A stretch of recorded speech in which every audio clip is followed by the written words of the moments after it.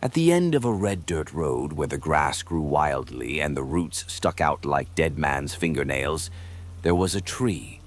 The Banyan Tree at the beginning of Kodam village. Adults told each other not to look directly at the tree when passing by. Children were forbidden to approach after sunset, but no one in the village could really tell why. There were only stories whispered in the market, over the pot of ban chung on New Year's Eve, or in the dreams of the middle of the night. She is still there, hanging between the old branches. Her hair was loose, covering her face, her legs were swinging, her mouth smiled slightly as if she was still waiting for someone. People called her the ghost of the Banyan Tree, but few people still remembered her name. Her name was Lin. This story is not a legend. It is not a story made up to scare children to sleep, not a rumor of superstitious people. This is the truth. A truth buried in fear, in silence, and in blood. If you have the guts to read on, remember one thing. Every soul that dies unjustly carries a curse. The scariest curse is the curse of forgetting. The story is titled The Cruel Banyan Tree. We invite you, our listeners, to listen to the whole story with the YouTube channel Vietnamese Ghost Stories.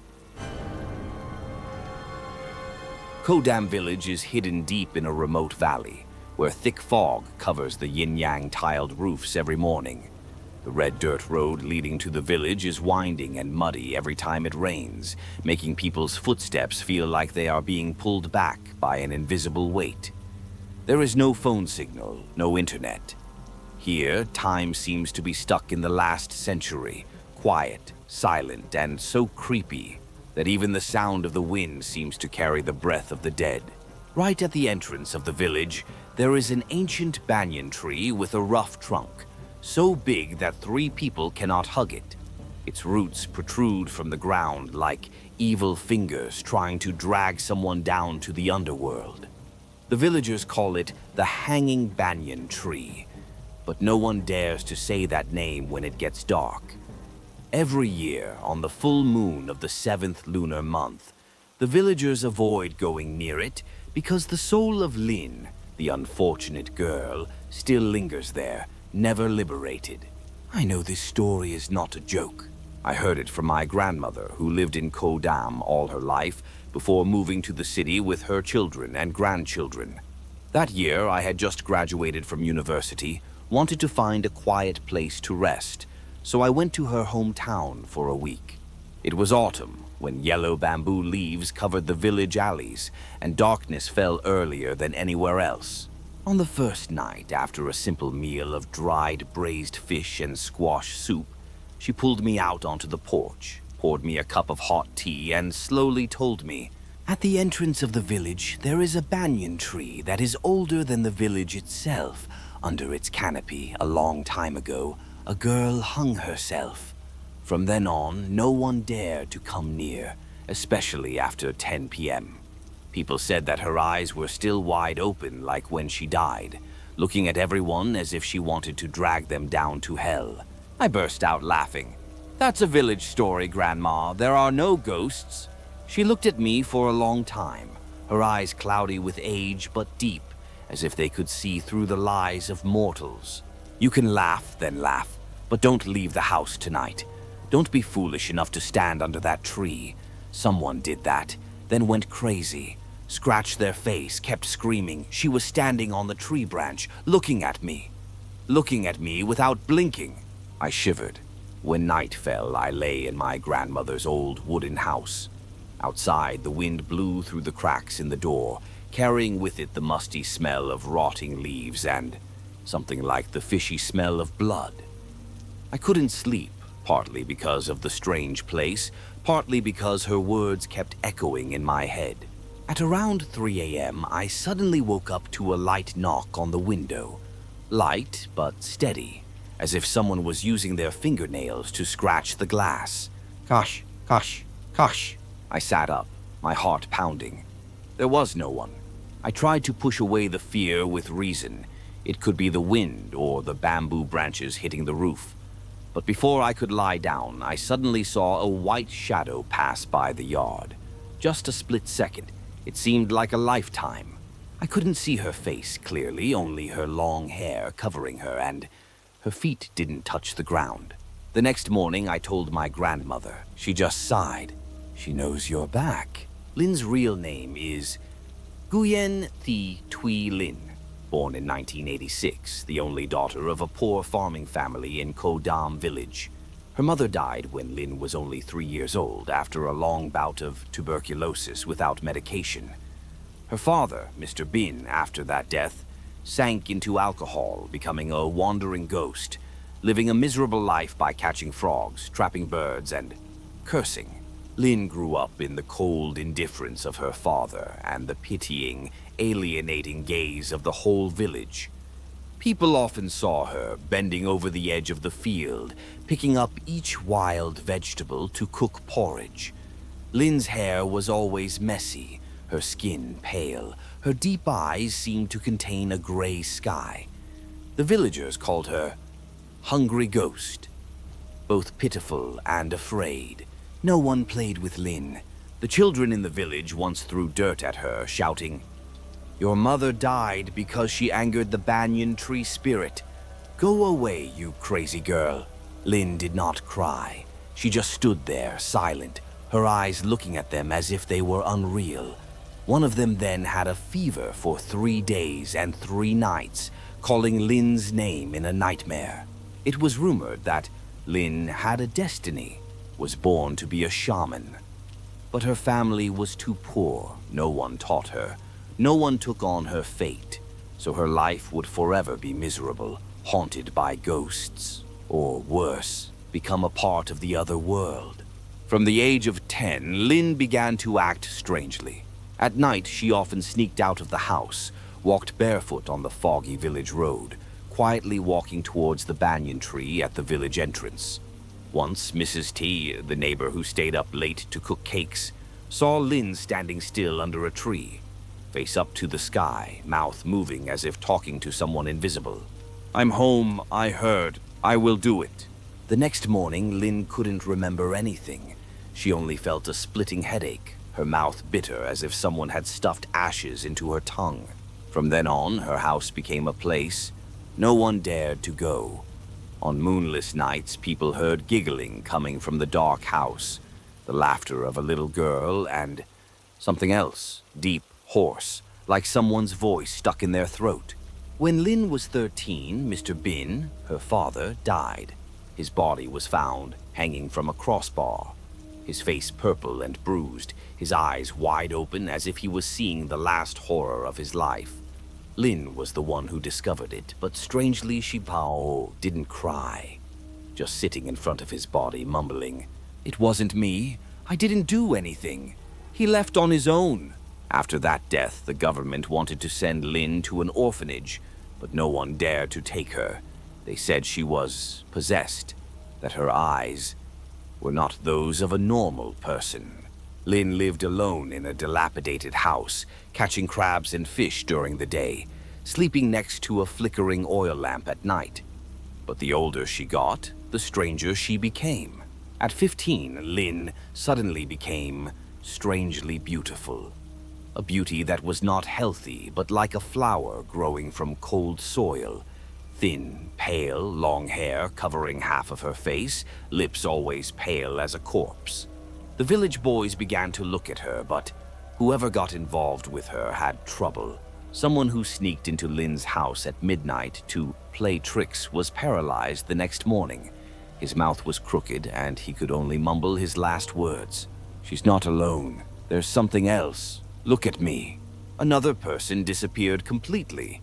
People only found a bloody shirt hanging on the roots of a banyan tree, like a message from the underworld. Lynn was silent, as if she did not exist in this life, but every night, she still walked towards the banyan tree. Each step was a lullaby echoing in the mist. Each look was a call to the wronged soul from the dark. No one knew. Lynn had begun to hear a call from somewhere else, a familiar, gentle, whispering call, but not from a living person.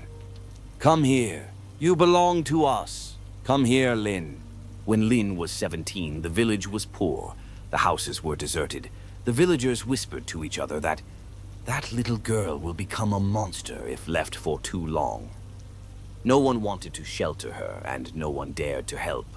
So one day in early spring, the head of her husband's family came to her house to propose marrying Lin to Mr. Tuan, the carpenter, a widower in his late 40s, rude, drinking wine instead of water. No one asked Lin's opinion. The marriage took place quietly, hastily, without lavish banquets, no white wedding dress.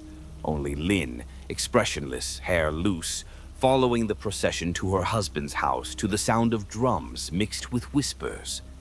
"That little girl haunts people. Be careful that Tuan dies without a whole body." Her husband's house was near the end of the village, hidden under the shade of a bamboo grove.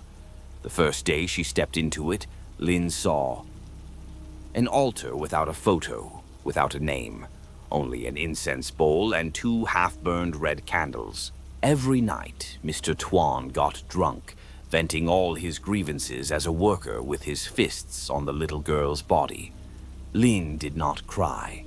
She lay still as a corpse, her eyes wide open, staring at the dry, cracked ceiling. A few times, Lin stood up in the middle of the night, blood flowing from her mouth and soaking her shirt. She trudged out into the yard, looking towards the banyan tree at the village entrance, where the moonlight touched the writhing roots like poisonous snakes. Under the pale light, it seemed, someone was waiting. "Come here. You don't have to suffer anymore." The days passed like a nightmare. Lin began to get pregnant, but there was not a single ray of joy in her eyes. She knew that child was the result of that miserable night. Not love, not happiness. It was the flesh and blood of rape. One night in July, the rain poured down like hatred. In the deafening thunder, Mr. Tuan suspected that Lin had a spirit following him, causing his business to decline. He grabbed her hair, dragged her from the kitchen to the yard, kicked her to the ground, stomped on her stomach, until blood gushed out in the rain. No one intervened. That day, the neighbor saw Lin lying on the yard, her eyes empty, her hands still holding her deflated stomach, where her unborn child had been torn from the world. After the miscarriage, Lin was like a lost soul. She did not eat, did not speak. Every night, she lit an incense stick, went to the porch, and whispered something into the darkness. "Mom, I'm in so much pain. If I die, will you come back to pick me up?" In response, there was only the sound of the wind whistling through the cracks in the roof, carrying the fishy smell of diluted blood and burnt incense. From that day on, the villagers began to see Lin's shadow appear under the banyan tree. Not at night, but in broad daylight. She stood there, her white dress stained with blood, her hair disheveled, her face expressionless like a forgotten doll. A woman passing by saw Lin standing by the tree, thinking it was a real person, and called out, "Is that Lin? Why are you out here in the midday sun?" Lin turned her head. Both eyes were white, no pupils. The woman fainted on the spot. When she woke up, her mouth was still stammering. "It's not a person, it's not Lin. It's something else that borrowed her body." When darkness enveloped the village, Lin was no longer Lin. In her heart, every vein, every breath was filled with hatred. Resentment for her parents who abandoned her. Resentment for the villagers who abandoned her. Resentment for her husband who crushed her youth. Resentment for her unborn child. And above all, resentment for the world for letting her live.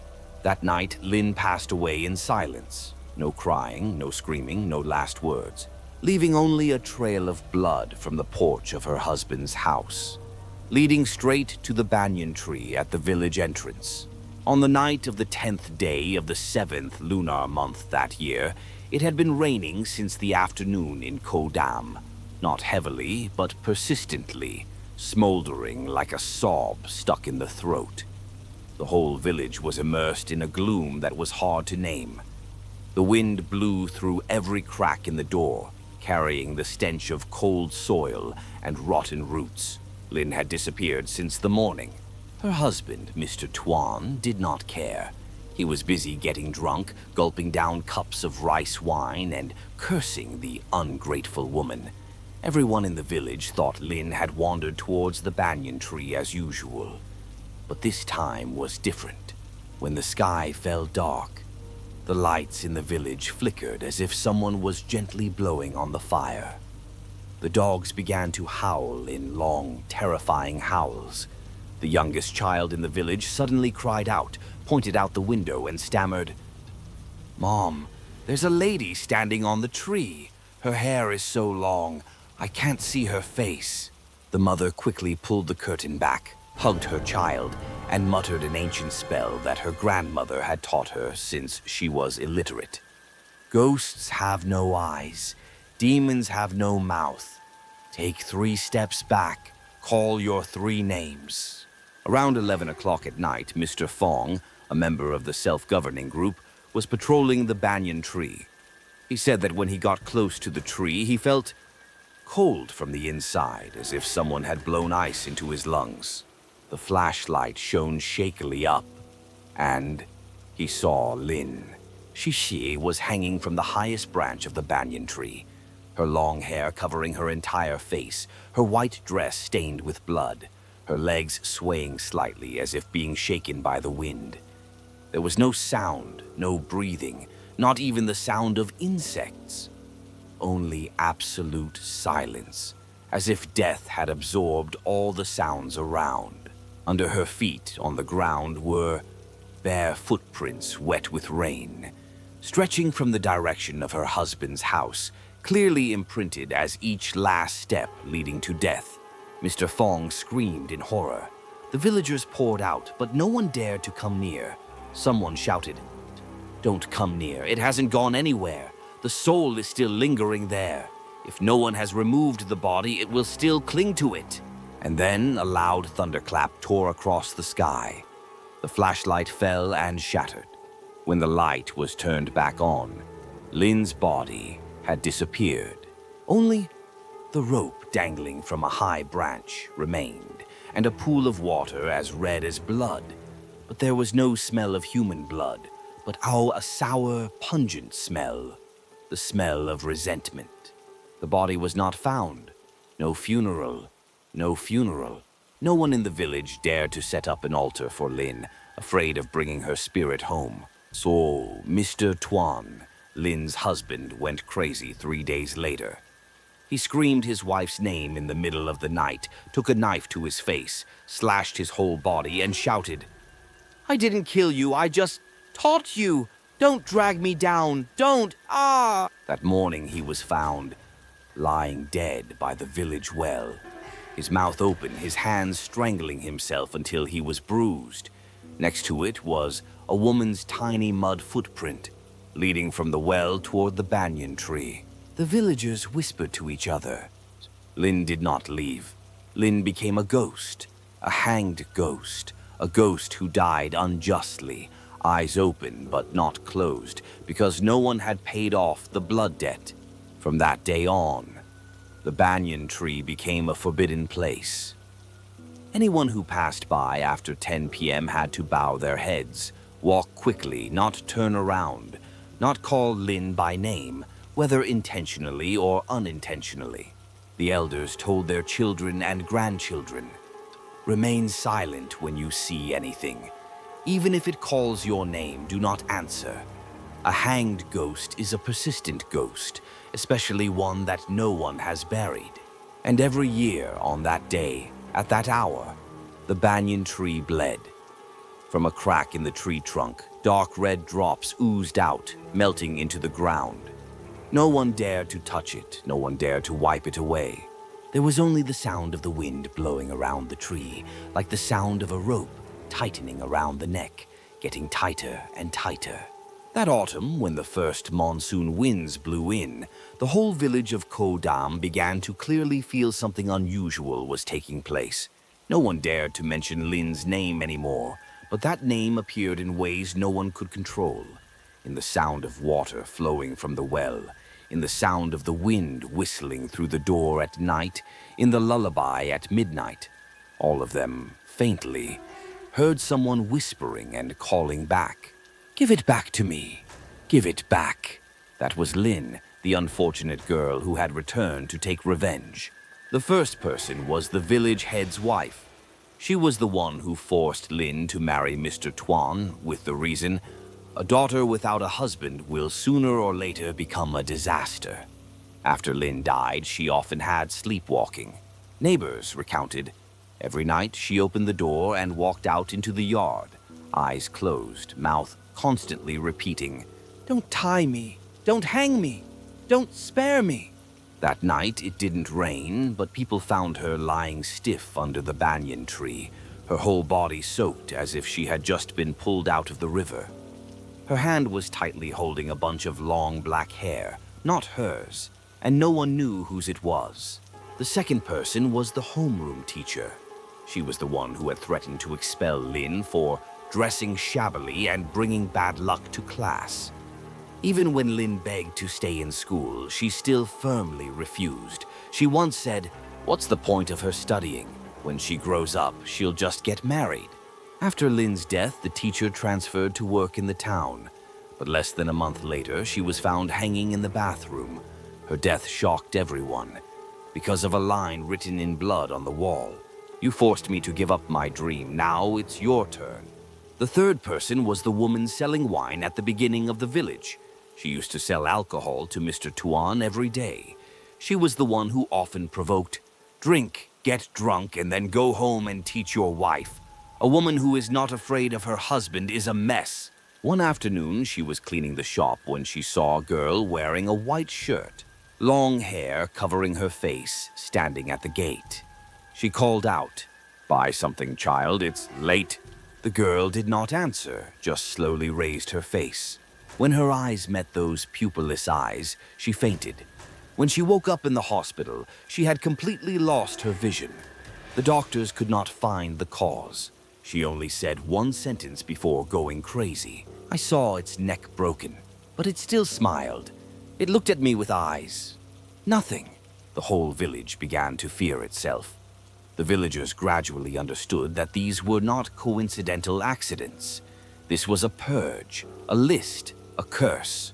Anyone who had ever spoken harshly, who had helped push Lynn into the abyss, felt something following them. In their sleep, in the mirror, in the well, a white shadow, long hair, head tilted slightly as if its neck had broken, still silently looked at them.